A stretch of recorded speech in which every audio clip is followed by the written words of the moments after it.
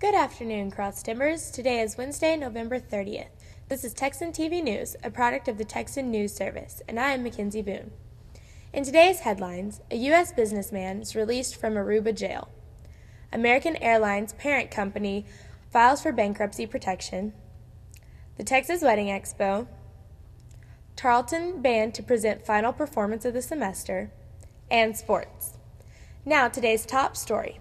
In international news, AP reports that a U.S. businessman was released from jail in Aruba on Tuesday and free to leave the island, although prosecutors continue to try to put him back behind bars as a suspect in the disappearance of his traveling companion. Gary Giordano left prison in an SUV with his lawyers, entering the vehicle behind a concrete wall, so he was hidden from journalists waiting outside. He made no statements as he drove off and headed to a hotel in the city of Oranjestad. Prosecutors expect him to leave the island at the first opportunity, but his immediate plans were not clear. Gary Giordano is happy to be out of prison, yet he is very uneasy. His Aruban attorney, Chris Lahuez, told the Associated Press he still feels something could go wrong, and he could be back in prison. Giordano, who denies any wrongdoing in the disappearance of Robin Gardner, was freed after nearly 4 months in custody under a court order issued by a judge who ruled prosecutors didn't have enough evidence to justify holding him longer. Prosecutors say they are still trying to build a case against him and will seek his extradition if an appeals court ruling expected Wednesday issues a reversal and orders the 50-year-old businessman back to jail. The case does not end here. Mr. Giordano will remain our prime suspect, said Solicitor General Taco Stein. Giordano has been a suspect since August the 5th, 3 days after reporting to police that Gardner was apparently pulled out to sea while they were snorkeling off the southern tip of the island. Her body has never been found, despite extensive searches, leaving investigators with only a circumstantial case that a crime was even committed. In national news, AP reports that the parent company of American Airlines filed for bankruptcy protection Tuesday, seeking relief from crushing debt caused by high fuel prices and extensive labor contracts that its competitors shed years ago. The company also replaced its CEO, and the incoming leader said American would probably cut its flight schedule modestly while it reorganizes. The new CEO, Thomas W. Horton, did not give specifics. For most travelers, though, flights will operate normally, and the airline will honor tickets and take reservations. American said its frequent flyer program would be unaffected. AMR Corp., which owns American, was one of the last major U.S. airline companies that had avoided bankruptcy. Rivals United and Delta used bankruptcy to shed costly labor contracts, reduce debt, and start making money again. They also grew through mergers. American, the nation's third-largest airline and proud of an 80-year history that reaches back to the dawn of passenger travel, was stuck with higher costs. That meant it lost money when matching competitors' lower fares. In announcing the bankruptcy filing, AMR said that Gerard Arpey, a veteran of the company for almost 3 decades and CEO since 2003, had retired and was replaced by Horton, the company president. Horton said the board of directors unanimously decided on Monday night to file for bankruptcy. In a filing with federal bankruptcy court in New York, AMR said it had $29.6 billion in debt and $24.7 billion in assets. In hearing in a packed bankruptcy courtroom on Tuesday in New York, a judge granted the airline permission to pay for fuel, labor, and other critical expenses to keep it flying. The hearing was an indication of how American will now need to run all of its financial decisions past a bankruptcy judge and ultimately creditors. With reductions to the flight schedule, Horton said there would probably be corresponding job cuts. American has about 78,000 employees and serves 240,000 passengers per day. AMR's move could also trigger more consolidation in the airline industry. Some analysts believe American is likely to merge with U.S. Airways to move closer to United Continental Holdings Incorporated and Delta Airlines Incorporated in size. Such a merger would leave 5 large U.S. airlines compared with 9 in 2008. In state news, for the second year in a row, Legendary Weddings and Special Events is hosting the Central Texas Wedding Expo. The expo is held at Quality Inn this Sunday, December 4th from 1 to 6. The event is host to suppliers and vendors. a bridal party fashion show, door prizes, and more.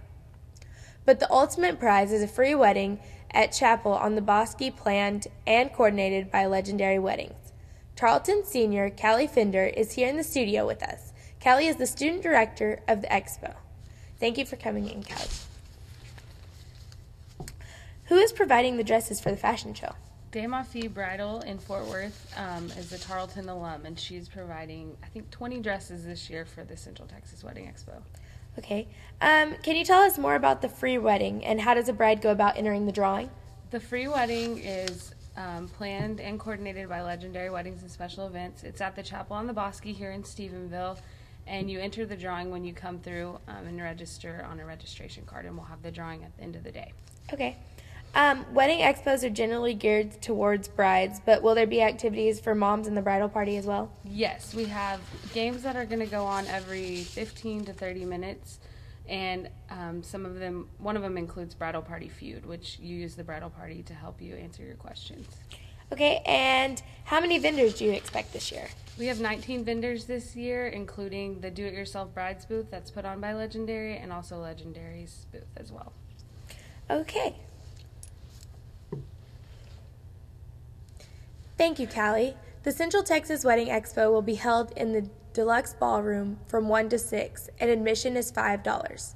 If you want more information about the Expo, you can call 254-968-1833. Thanks again for your time.